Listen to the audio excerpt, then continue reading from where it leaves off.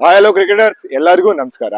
ಇವತ್ತು ಕಂಟೆಂಟ್ ಏನಂದ್ರೆ front foot defence. Front foot defence ಯಾರು ಗೊತ್ತಿಲ್ಲ, ಎಲ್ಲರಿಗೂ ಗೊತ್ತು.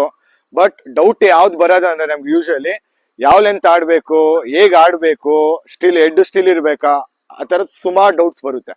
ಸೊ ಅದನ್ನ ಕ್ಲಿಯರ್ ಮಾಡಕ್ಕೆ ಈ ವಿಡಿಯೋ ಮಾಡ್ತಿರೋದು. ನಿಮ್ಗೆ ಆ ಡೌಟ್ಸ್ ಎಲ್ಲ ಕ್ಲಿಯರ್ ಆಗ್ಬೇಕು ಅಂದ್ರೆ ಈ ವಿಡಿಯೋ ಕೊನೆವರೆಗೂ ನೋಡಿ, ಸರಿನಾ? ಬನ್ನಿ.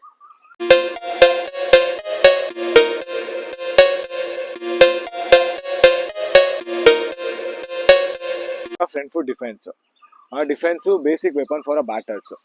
ಎಲ್ಲ ಬ್ಯಾಟರ್ಸ್ ಡಿಫೆನ್ಸ್ ಆಡೋ ಕೆಪಾಸಿಟಿ ಇರಬೇಕು. ಯಾಕಂದ್ರೆ ಎಲ್ಲ ಬೌಲರ್ಸ್ ಯೂಶಲಿ ಥಿಂಕ್ ಮಾಡೋದೇ ಗುಡ್ ಲೆಂತ್ ಅಲ್ಲಿ ಹಾಕೋಣ ಅಂತ.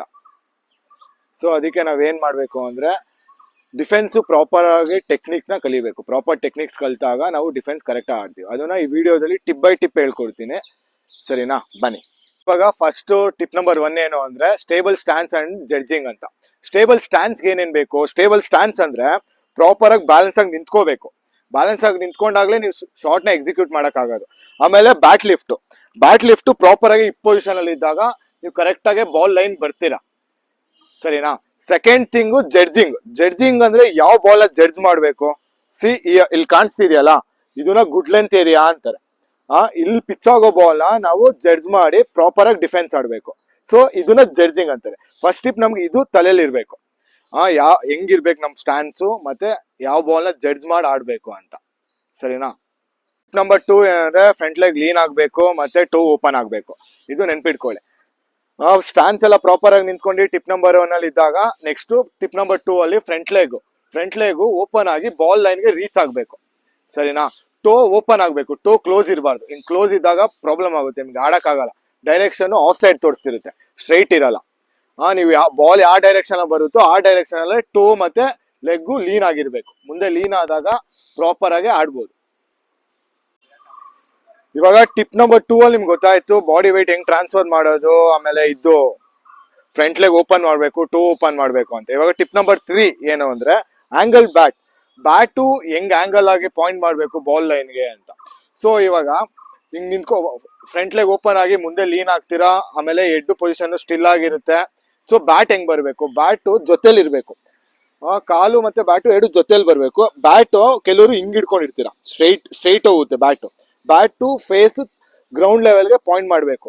ಗ್ರೌಂಡ್ ಲೆವೆಲ್ ಪಾಯಿಂಟ್ ಮಾಡಿದಾಗ ಬ್ಯಾಟ್ ಫೇಸ್, ಅವಾಗ ಬಾಲು ಈ ರೇಡಿಯಸ್ ಅಲ್ಲೇ ಇರುತ್ತೆ, ಈ ರೇಡಿಯಸ್ ಅಲ್ಲೇ ಪಿಚ್ ಆಗಿ ಹೋಗುತ್ತೆ. ನಾವು ಅಕಸ್ಮಾತ್ ಹಿಂಗ್ ಹೋದಾಗ, ಇಲ್ಲ ಆಡಿದಾಗ ಕ್ಯಾಚ್ ಹೋಗೋ ಚಾನ್ಸಸ್ ಜಾಸ್ತಿ ಇರುತ್ತೆ. ಯಾಕೆ?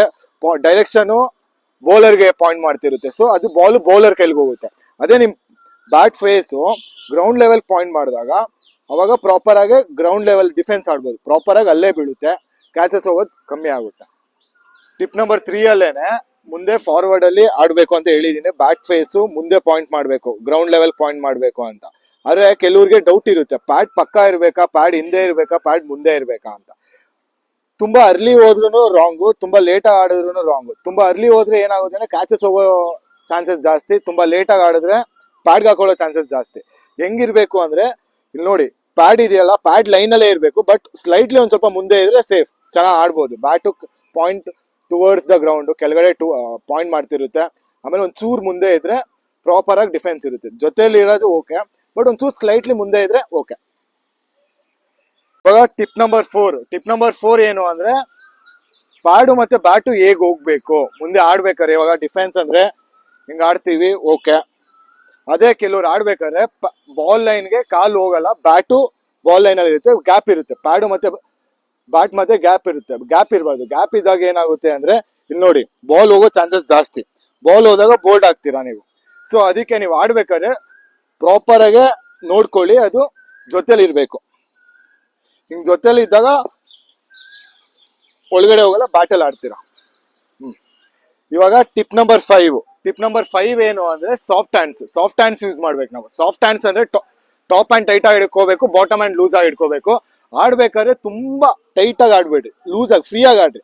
ಸಿಂಪಲ್ ಆಗಿ ಆಡ್ಬೇಕು. ನೀವು ಆಡ್ಬೇಕಾದ್ರೆ ಡಿಫೆನ್ಸ್ ನ ನಿಂತ್ಕೊಂಡಿರ್ತೀರಾ, ಸಿಂಪಲ್ ಆಗಿ ಬಾಲ್ ಲೈನ್ ಬರ್ಬೇಕು, ಹಿಂಗಿರ್ಬೇಕು, ಸರಿನಾ? ಅದಾದ್ಮೇಲೆ ನೀವು ಆಡಾದ್ಮೇಲೆ 1 ಮೀಟರ್ ರೇಡಿಯಸ್ ಅಲ್ಲೇ ಬಿಡ್ಬೇಕು. ಅವಾಗ ನೀವು ಡಿಫೆನ್ಸ್ ಪ್ರಾಪರ್ ಆಗಿ ಆಡ್ತಿದ್ದೀರಾ ಅಂತ. ಅವಾಗ ಶಾರ್ಟ್ ಲೆಗು, ಸಿಲಿ ಪಾಯಿಂಟ್ಗೆಲ್ಲ ಕ್ಯಾಚಸ್ ಎಲ್ಲ ಹೋಗಲ್ಲ. ಇವಾಗ ಹೇಳಿರೋ ಟಿಪ್ಸ್ನೆಲ್ಲ ನೀವು ಇಂಪ್ಲಿಮೆಂಟ್ ಮಾಡ್ಕೊಳ್ಳಿ ಗ್ರೌಂಡ್ ಅಲ್ಲಿ, ಮ್ಯಾಚ್ ಅಲ್ಲಿ, ಮತ್ತೆ ನೆಟ್ಸ್ ಅಲ್ಲಿ, ಎಲ್ಲದ್ರಲ್ಲೂ. ಅವಾಗ ನಿಮ್ಮ ಡಿಫೆನ್ಸ್ ಎಲ್ಲ ಇಂಪ್ರೂವ್ ಆಗುತ್ತೆ, ಚೆನ್ನಾಗಿ ಆಡ್ಬೋದು. ಅಷ್ಟೇ, ಇನ್ನೇನಿಲ್ಲ. ಮತ್ತೆ ಇನ್ನೂ ಡ್ರಿಲ್ಸ್ ಹೆಂಗ್ ಮಾಡೋದು, ಡಿಫೆನ್ಸ್ ಇಂಪ್ರೂವ್ ಆಗಕ್ಕೆ ಯಾವ ಡ್ರಿಲ್ಸ್ ಮಾಡಬೇಕು ಅದನ್ನೆಲ್ಲ ಶಾರ್ಟ್ಸ್ ಅಲ್ಲಿ ಹಾಕ್ತೀನಿ. ಶಾರ್ಟ್ಸ್ ಅಲ್ಲಿ ಒಂದ್ಸಲಿ ನೋಡಿ.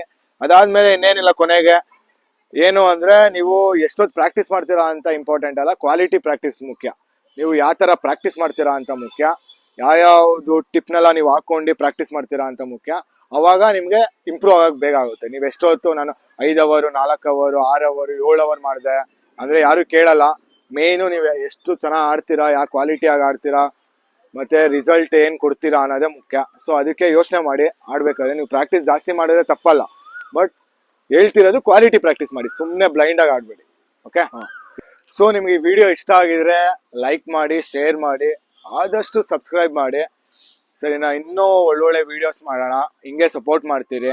ಇನ್ನೇನ ಡೌಟ್ ಇದ್ರೆ ನಿಮ್ಗೆ ಕಮೆಂಟ್ ಬಾಕ್ಸಲ್ಲಿ ಕಮೆಂಟ್ ಮಾಡಿ. ಸರಿನಾ? Okay, thank you, bye bye.